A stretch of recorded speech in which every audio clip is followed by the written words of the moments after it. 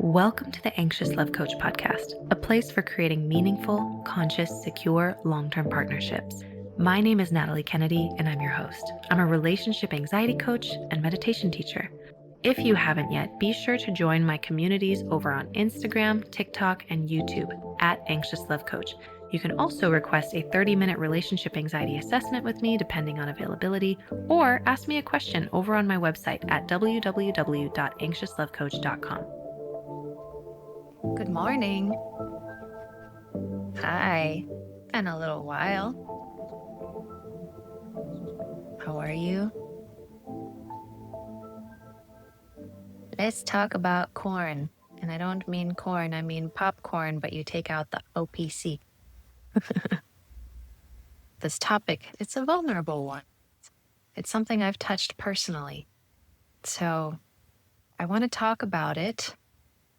One way that you can help me is by being engaged. The more that I perceive that this is useful information to you, the more confident I feel being open and revealing to you. This is a topic I've spent a lot of time thinking about. I have personal experience with it, and please be gentle with me. I don't really have any known shame around this anymore, but it's still a tender topic for me, and I'm sure it's a tender topic for many of you. I'm very grateful that you're here. I'm grateful that you're a follower.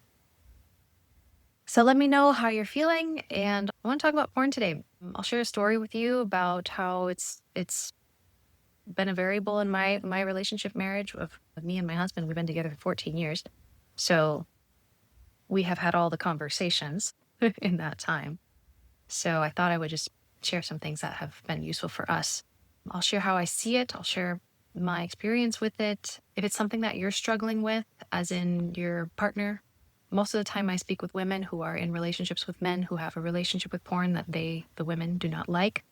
It's very triggering, can be very painful. So I'm going to do my best to validate both sides of the dynamic that I often see, and hopefully you'll be able to see things with a little more nuance, as nuance Nat often wants to provide for you.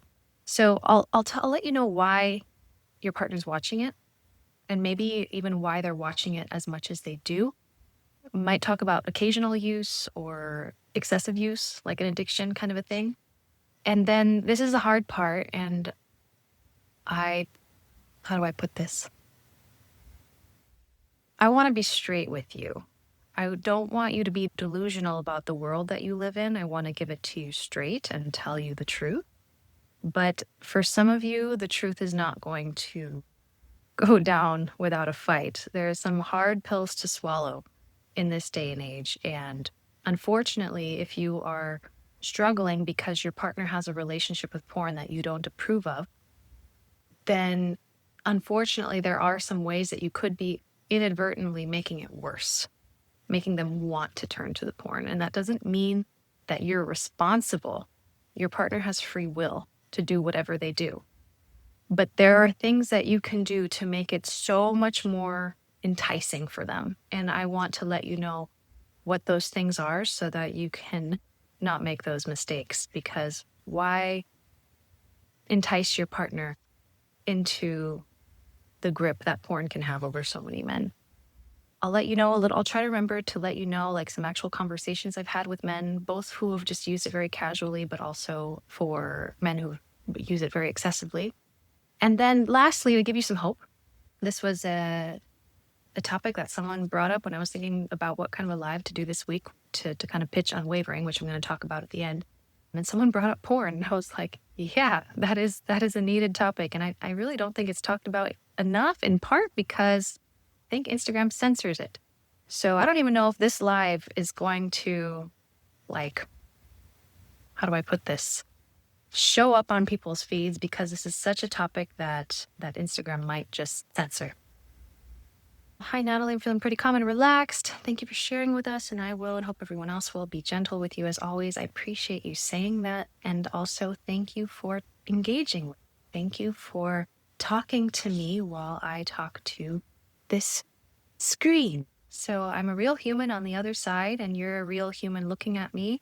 Let's stop pretending that we don't have a relationship, and by all means, please engage. I miss people. Ironic that they censor it, but then promote it as well. Yes, exactly. That's actually one of the things I want to talk about. So we'll talk about reasons reasons are guys watching it. Mostly speaking to women here, but by all means, if you're a guy and you want to share your thoughts, please do. Ways you're making it worse, and what to do about it, how to keep your dignity, and things like that. First of all, I'll try to keep this short because I got shit to do. I got a baby to take care of. I want to get back to my baby. But I want to get you as much information as I can in the shortest amount of time that's actually going to be useful for you. So here's how I see it. And by all means, take what works and discard what doesn't. But I do view porn as cheating in a relationship in the sense that it takes away from the relationship. It takes your partner's attention away from the union. That doesn't mean that you have to break up if your partner watches porn. There are many definitions of cheating. There are some forms of cheating that people are willing to tolerate and others that are not. So I'll tell you guys a very honest story, and I've come clean about it on the podcast, which is a much more, the podcast is an audience that has invested more in me. And so as a result, I feel more open confiding in them. But as long as it's out there, we can share it here too. About 5 years ago, my husband came clean to me about him having a very unhealthy relationship with porn, and he knew it. And he had a sort of spiritual experience, we'll leave it at that made him realize that porn was kind of hurting himself and it was hurting our marriage. And I had been experiencing anxiety, relationship anxiety in the relationship. And when he came clean about it, I actually felt so much relief because sometimes anxiety is intuition. And it doesn't mean that the thought that you have with the experience of anxiety is true, but it still could mean that something's off. And can it be your trauma? Absolutely. Can it be you not naming your boundaries? Absolutely. It can also be that you're picking up on some incongruency in your partner's behavior where they say one thing and do another, which is what makes it really hard to tell. And sometimes we have to get comfortable with the fact that we might wake up one day and realize that we've gotten the short end of the stick and we've been swindled somehow and we've been lied to. So 2 things can be true.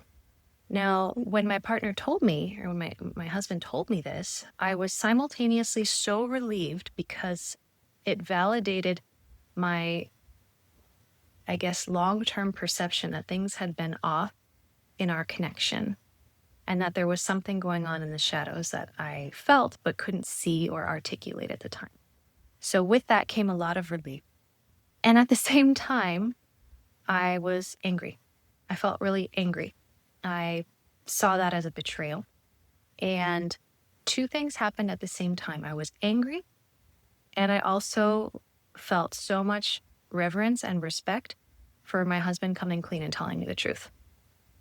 And so it was like, thank you so much for telling me, and also fuck you. Right. And so there became a long repair process. And I actually have worked with one-on-one clients struggling with this exact thing. And sometimes I even get clients who have experienced affairs in their relationship. And I haven't experienced anything like that. And so I'm very humbled that they trust me to talk to them about these things. But betrayal is betrayal. If you decide it's a betrayal, it is. And it needs to be treated as such. So I had to process all my anger. I had girlfriends that I talked to. I cried a lot. I was angry a lot. I also wanted to make sure that I never got taken advantage of in that way again. And what I started to do is every time he would be awake late at night, I would be thinking about what he's doing in that room. And I would want to go check on him. I started feeling temptations to look through his phone. I didn't, but I wanted to. We would be laying in bed side by side, and he would be on his phone, and I would want to see what he's looking at. And it didn't feel good. It didn't feel good to me. And it certainly didn't feel good to him either. So That's the truth. This did happen in our marriage, our relationship. And I chose not to leave. Part of, and I don't know why. Part of it was not, it wasn't just love. It was also, I was so grateful that he came clean to me. And I also saw a man who wanted to right this behavior for himself. So it wasn't a matter of I discovered it and I made him stop. It was, I discovered it, and then I had to feel all my stuff and keep my eyes on my own paper and realize that the more controlling I became, the more wrong I made him, the more I judged him, the more he wanted to escape into porn. And I had to trust that he saw the impact of his own porn usage on our marriage, and that not just on our marriage, but on his life, on his dopamine withdrawals and the kind of man that he became when he was using it too much. So it became apparent not to me, but to him that this was a problem. And this is really why I trusted our ability to get through this. It's because I didn't have to be the one holding him accountable to change. And this is applicable to any sort of relationship with someone who has struggled with addiction of any kind, which, by the way, I believe in this modern day and age, y'all are addicts. We're all addicts. You're all addicted to something, myself included. I'm addicted to my business. I'm addicted to social media. And depending on the context, I'm addicted to validation. I am not above feeling insecure and reaching for vices. Which brings me to one of my points, which I will get back to later, which is that before you judge your partner for his vice, make sure that you are perfectly addiction-free in your life, because we judge people for one addiction, but we don't judge ourselves for having a same degree, if not worse, degree of addiction to something else. Some addictions are more toxic than others. Some are more destabilizing for the relationship than others. Some are more societally acceptable than others. People are quick to demonize people who use porn, but when we have a toxic relationship to social media or sugar or bread or ice cream, that's fine. Yeah, it's not hurting your relationship. Or is it? Or is it? We have to get honest about that. So I'll get to that. I'll get to the, what to do about it in a little bit. But here's how I see it. I see porn as a vice, like any other, like alcohol, like sugar, like processed food, like social media, like seeking validation, personal development. Literally anything can be an addiction. It's just a matter of whether society has demonized it or not. You know, between you and God, whether you're addicted to something, whether you're using that vice to avoid some kind of pain inside yourself. You know. So once I lump vices into just a category, the porn loses its personality, because I used to think it had something to do with me. It meant something about me. And that's like being in a relationship with someone who can't stop eating sugar and making it about you. You make it, ladies, you're making it something about you because there's another woman on the screen. But it's not a woman, it's an object. It's a consumption of an object like you consume sugar. Okay. It's a consumption of an object like you consume reels. Once you realize that it's an object that they're consuming, not a person, it has nothing to do with you. It's just like sugar. It's just like alcohol. So someone can have an alcoholic drink and not be an alcoholic. Someone can have a piece of cake and not be a binge eater. Someone can watch porn and not love you. They're literally completely unrelated. So why is he watching it? I'll tell you why. For two reasons. It's hard not to. It's everywhere. And these devices want you to stay hooked on them. What's the best way to get a man's attention and keep it? A nice ass and a pair of tits. So the algorithm literally feeds whatever he spends more than 2 seconds looking at. And he doesn't even want to be looking at it half the time because he knows it's taking his attention away from the things that matter to him. But he gets distracted, just like at the buffet. You were at the Caesar's Palace buffet. Oh, that creme brulee looks nice. Imagine you're surrounded by your favorite desserts everywhere, and never don't touch it. Don't touch it. Don't even get distracted by it. It's everywhere. Porn is everywhere. You go to the mall and you see Victoria's Secret models. It's impossible to avoid in this day and age because everyone wants to make money, and the way you make money is by getting attention. And the way you get attention from men is through sex. And so it's everywhere. So, number one, why is he watching it? Because it's being blasted in his face all the time. The second reason he's watching it is because if he's feeling overwhelmed, ashamed, shitty about himself, insecure, you know what those women say on the porn screen? They say, "You're the best I've ever seen. You're the best. You've got the biggest dick. You're the most powerful man in the universe." Any of you guys see the Lego movie? There's just like this normal builder Lego, and he's just like an ordinary Lego. Nothing to him. He's nothing special, right? And who does he fall in love with? He falls in love with the woman that says, "You are the most extraordinary man in the entire universe. You are special." And that speaks to the deepest part of a man. And if he's really insecure, a woman that tells him that he's special and amazing, it's like crack cocaine. It's like a guy telling a woman, "You're the most beautiful woman in the whole universe." Oh, especially if we're feeling insecure and we feel ugly. You think you're not going to be vulnerable to some guy flattering you and telling you that you're the most beautiful woman in the universe and they want to spend their life with you? Well, if you're not invulnerable to that, men aren't invulnerable to the same thing. A woman saying, "You're the best that ever was." Wow. Okay. I can't live up to the standard that I would like to hold my husband to sometimes. So we got to get real humble. So the first reason he's watching it is because it's everywhere. The second reason is because it's the one place a guy can escape to feel like he's successful, like he's succeeding. He didn't have to, he could have been a trash human being all day long. He could have been mean to his mother. He could have made zero money. He could be in debt. He could be a total freaking loser, deadbeat dad. And he could go on the internet and some woman will tell him he is hot shit. He didn't have to better himself at all.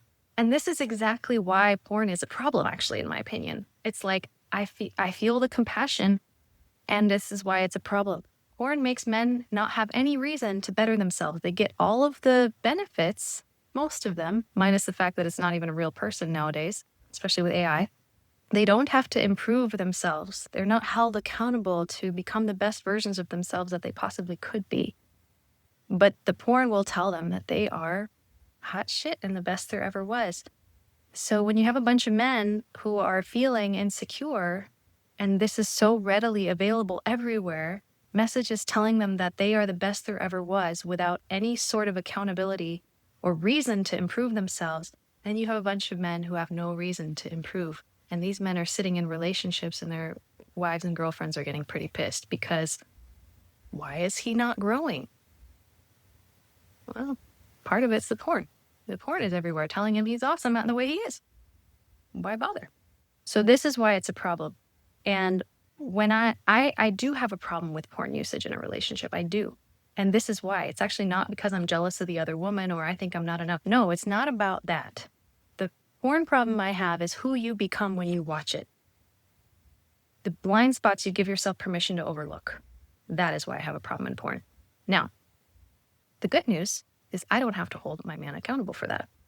When he gets sloppy because he's watching porn, that sloppiness has consequences that have nothing to do with me. So life, and I believe God, although you don't have to believe in God to take on this concept, life will humble him.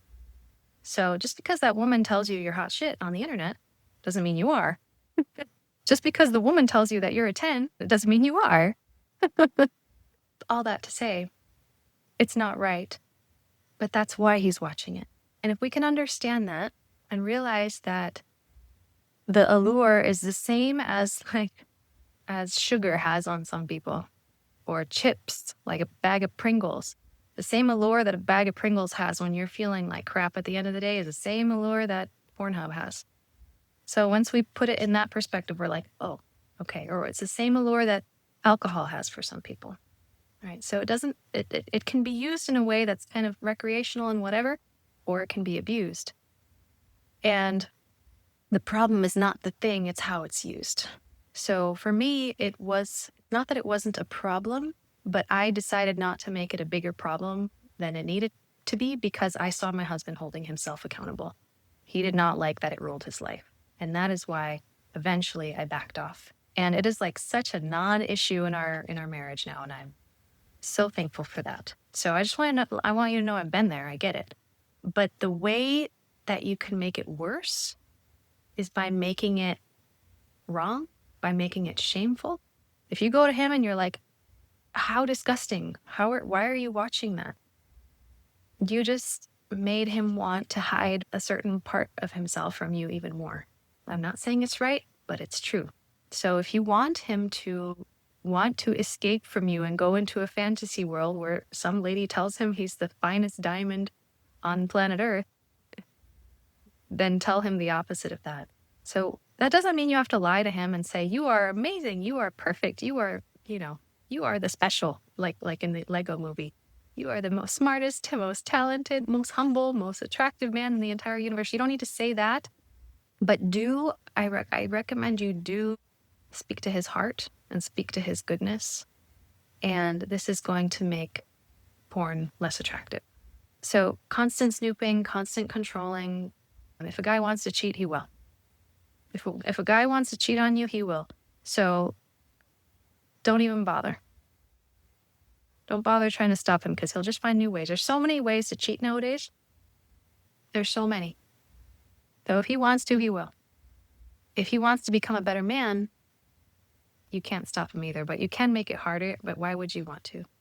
So I don't recommend snooping. I don't recommend checking. I don't recommend controlling. Either you accept him as he is with this vice that he sometimes struggles with, just like you might have a vice that you sometimes struggle with. My God, if my husband was on my ass every time I was feeling like shit and I reached for a creme brulee in the fridge, and I'm a new mom right now, and sometimes I need energy and I'll eat the shittiest thing we have in the pantry. Man, if my husband saw that as a personal affront, I would be so sad. But he doesn't. He's like, go ahead and go enjoy, babe. And so I extend that same grace. I don't take porn usage personally, just like he doesn't take me consuming sugar personally. The paradox is I really don't feel the need to consume sugar that often. The paradox is my husband feels so loved and so seen, he doesn't feel the need to escape our marriage to consume porn. I'm letting him know how he's awesome. I'm letting him know how he's winning. He doesn't need to find another woman that can tell him he's winning. Is it attractive? Is it tempting? Yes. But like I said, it's everywhere. How do you avoid it? Cat's out of the bag, guys. There's porn everywhere. Literally everywhere. You cannot avoid it. So the sooner we can depersonalize the act of witnessing a hot girl and being like, whoa, she's gorgeous. The sooner we can depersonalize it, the better. What to do about it?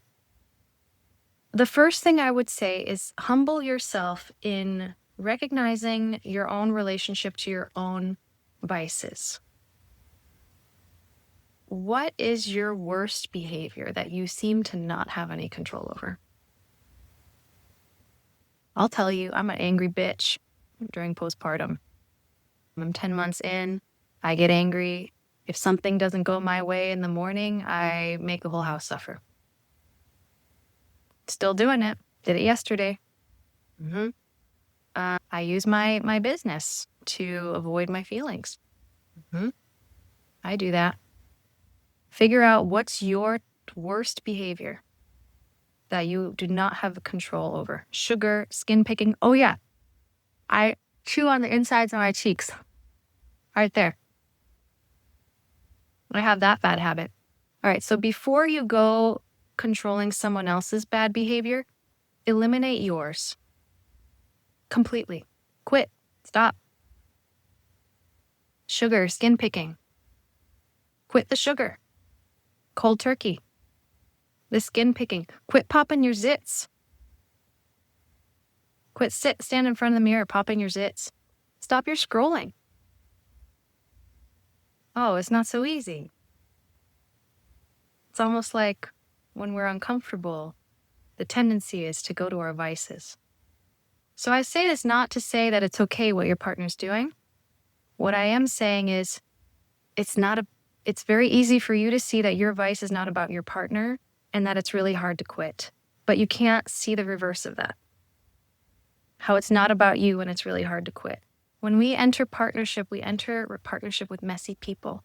So my first suggestion is if your partner has an unhealthy relationship with porn, find what you currently have a hard time quitting that you know you need to quit, and you quit it. Seriously. You're going to see how hard it is. And you're going to be so busy trying to change that behavior, you won't have time to focus on their thing. The paradox is you're going to get really humble. You're going to start feeling the Spirit of God inside you. You're going to need God to help you through that. And when you feel that, you're going to start to glow. When you start really taking care of yourself and you start quitting these behaviors. I literally have to breathe, to relax my jaw, to stop chewing the insides of my cheeks. I have to dig and be like, why do I want to chew the insides of my cheeks? I am spending so much time working on my own vices. I don't have time to worry about his. So that's step one. The second thing is regarding porn. If your partner's using it, besides your jealousy and your internal experience, how is it actually affecting you? So for me, it really wasn't. My husband was still doing the things around the house. He was still showing up the way I wanted him to. I really wasn't lacking in the relationship in any way. By all standards, he was doing a lot of things right. Sorry that we have a laundry machine. It's a little noisy outside.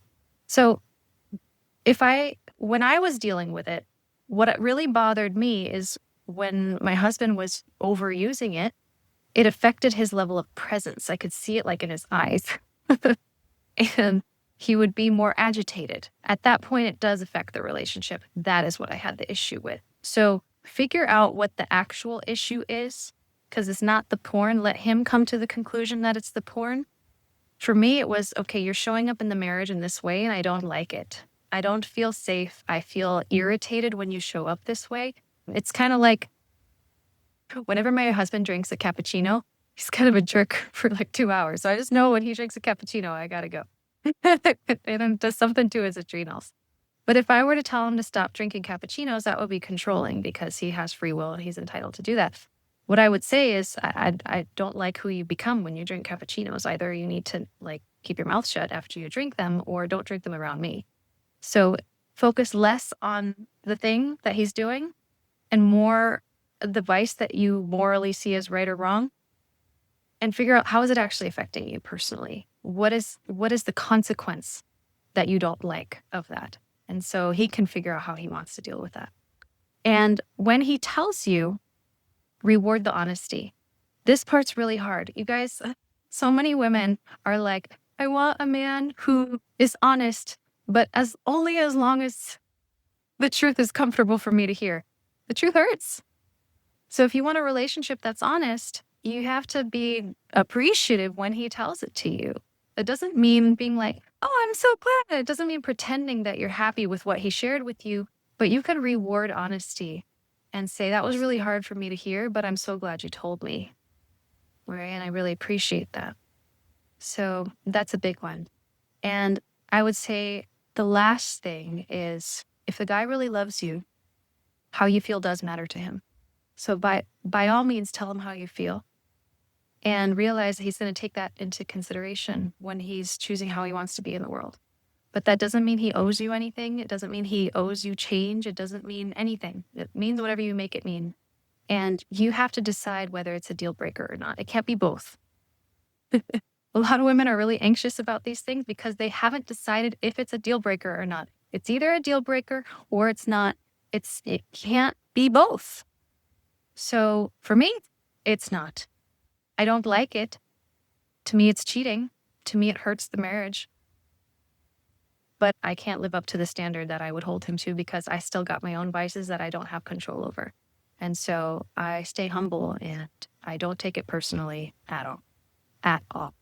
And like I said, the way my husband has responded to the safety that I have provided is by protecting my heart And it's literally a complete non-issue now. I don't think he watches it. I really don't. We have good intimacy. He's very present. I'm not worried about it. There have been times I've asked him about his, relationship with porn, and he shares openly, and I'm like, thanks for sharing. Sometimes I like what I hear, sometimes I don't. I celebrate the fact that he's been truthful. We're planning on being together for life. We meant it when we got married. To expect him to be perfect, not realistic. So everybody's got their vices. When you enter a relationship with someone, you enter a relationship with their vices as well, and they enter a relationship with yours. So what I will say is that the tools that I learned prior to my husband coming out and telling me about his use with porn were very useful. The somatic tools, the meditation tools, the mindfulness tools, the communication tools, those were in part what got me through it, and by the grace of God and through my girlfriends throughout that time. But it's a complete non-issue now. And I can say that with full confidence and a straight face. It's a non-issue. And I want you to know that it can be a non-issue for you. I'm not promising it. It could be an issue. I don't think you should pretend to be okay with things that you're not. Take everything I shared with you to heart. Try it out. See how it works for you. And the things that will really help you is taking full accountability for your own life. You can't be with someone with an addiction and blame them for making you miserable. You chose them. When we enter a relationship, we do so of our own free will. You can accept them. You can let them know how you feel. But at the end of the day, your choice to be with them is yours alone. And no one can tell you whether you're making the right or wrong decision. That's all I have to say about porn. I hope you found it useful. Don't leave yet. I'm going to make this very quick because people's attention spans are like that of a goldfish nowadays. But next year, I'm a new mom. I'm busy. I don't want to sell 18 different things. I want to sell one thing and have it last the whole year. And I want an intimate community. I'm tired of being all over the place. Next year, I'm running 3 programs in the spring, summer, and fall, teaching 3 different exercises that will help you improve your communication, improve your nervous system capacity, become more authentic, resolve internal conflicts, and so much more. The first season, we're going to learn consciousness exercise, which is about capacity. Second season is about polarity work, which is about getting opposite sides of yourself on the same page. Third season, fall, is going to be change history, which is essentially inner child work. And you can sign up for these a la carte, or if you sign up for Unwavering, which is a whole year, you get access to all 3. And each program is 8 weeks long. So we meet on Saturdays for 2 hours. Everything's recorded except for the parts where I put you guys in breakout rooms. But if you want to join all 3 of them, or even just 2, you're still going to get a better rate. Then Unwavering is going to give you access to the whole year, plus a private community where you can ask me questions anytime. And also we're going to have a monthly call. So there will be either a training or a Q&A. And any workshops that I do, I'm already planning 2. One with Lucy Lampy. We're going to do one on processing rage and disgust towards men. Whew. And then I have another one planned with Shayna Hiller. We're going to do the sex anxiety clinic again. So those will be workshops you can enroll in a la carte as those dates come up. But if you're part of Unwavering, you're going to get access to that for free. So all the workshops, anything I offer next year, if you're an Unwavering, you're going to get access to that for free. And don't forget, there's going to be discounted one-off links. So if you want to work with me one-on-one, I will prioritize those who are in Unwavering with special checkout for one-off links. We're also going to have, for those that join early, a special workshop on December 19th on setting your intention. So if you want to be there for that, definitely sign up soon. At time, breath. Thank you so much for listening. I hope you have a great day. I hope this was useful for you. Marinate on it. Take what works, discard what doesn't. Okay, everybody. That's it for now. I hope you have a great day. Bye. Thanks so much for listening to The Anxious Love Coach today. If you loved this episode, please hit that subscribe button, leave a review, and follow me on Instagram, TikTok, and YouTube, and maybe share it with someone that you believe might benefit from these perspectives. If you would like to work with me, head on over to my website at anxiouslovecoach.com to explore different tiers of coaching options and online programs. Thanks again for listening, and catch you in the next episode. Have a blessed day.